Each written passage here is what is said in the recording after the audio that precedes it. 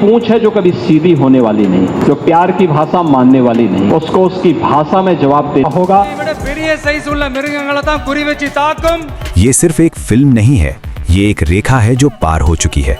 दोस्तों ध्यान से सुनना, आज जो बात मैं आपके सामने रखने जा रही हूँ वो कोई सामान्य बॉलीवुड कंट्रोवर्सी नहीं है। ये वो टकराव है जहाँ सिनेमा ने सत्ता की आंखों में आंखें डालकर देख लिया है, और जब सिनेमा ऐसा करता है तो सिर्फ पोस्टर नहीं हिलते, पूरा सिस्टम हिलता है। बात हो रही है किंग की, और इस एक फिल्म ने राजनीति और फिल्म इंडस्ट्री के बीच खुली जंग छेड़ दी है। एक तरफ हैं उत्तर प्रदेश के मुख्यमंत्री योगी आदित्यनाथ, जिन्हें सत्ता और नियंत्रण का प्रतीक माना जाता है, और दूसरी तरफ अचानक सामने आ गए हैं साउथ के मास सुपरस्टार विजय थलपति, जिन्हें लोग सिर्फ अभिनेता नहीं बल्कि एक आवाज मानते हैं।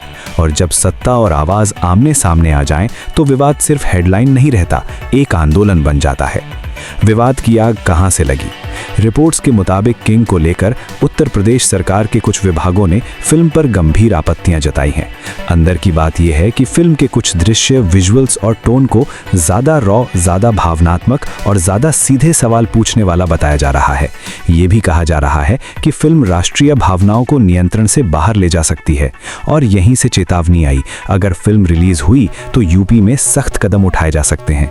अब सवाल ये है कि जब एक फिल्म रिलीज से पहले ही कानून का नाम लेकर रोकी जाने लगे, तो क्या ये सुरक्षा है या दबाव? एक्शन से पहले ही सजा? दोस्तों बात यहीं खत्म नहीं होती।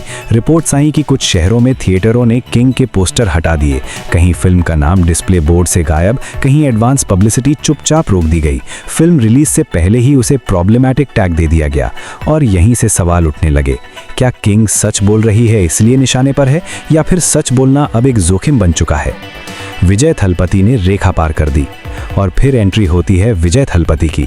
विजय आमतौर पर विवादों से दूर रहते हैं, लेकिन इस बार उन्होंने चुप रहना नहीं चुना। उनका बयान छोटा था लेकिन खतरनाक। सिनेमा का काम सिर्फ मनोरंजन करना नहीं होता, कभी कभी सिनेमा का काम सच कहना होता है, और सच को दबाया नहीं जा सकता। बस इतना कहना था और आग और भड़क गई। विजय ने साफ संकेत दे दिया, अगर किंग को नाइंसाफी से रोका गया तो वे चुप नहीं बैठेंगे, और जब साउथ का सबसे बड़ा मास स्टार ऐसे खड़ा हो जाए तो मामला सिर्फ एक राज्य तक सीमित नहीं रहता, वो राष्ट्रीय मुद्दा बन जाता है। मीडिया ने नाम दे दिया योगी बनाम विजय। इसके बाद मीडिया को मौका मिल गया, न्यूज़ चैनलों पर सिर्फ एक हेडलाइन चलने लगी, योगी बनाम विजय। सोशल मीडिया दो हिस्सों में बट गया। एक तरफ लोग कह रहे हैं सरकार सही है, नियम जरूरी हैं।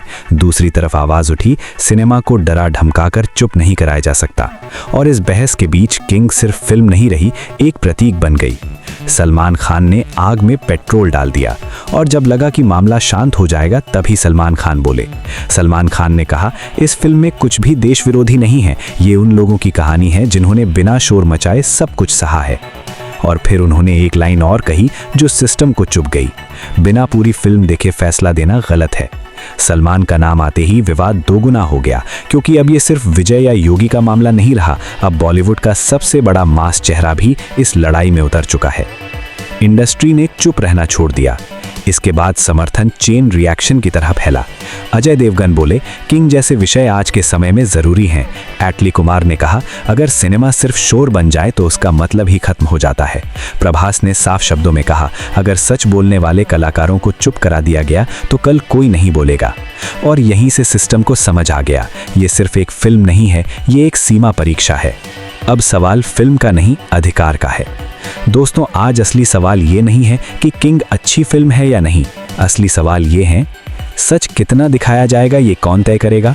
सिनेमा बोलेगा या इजाज़त लेगा?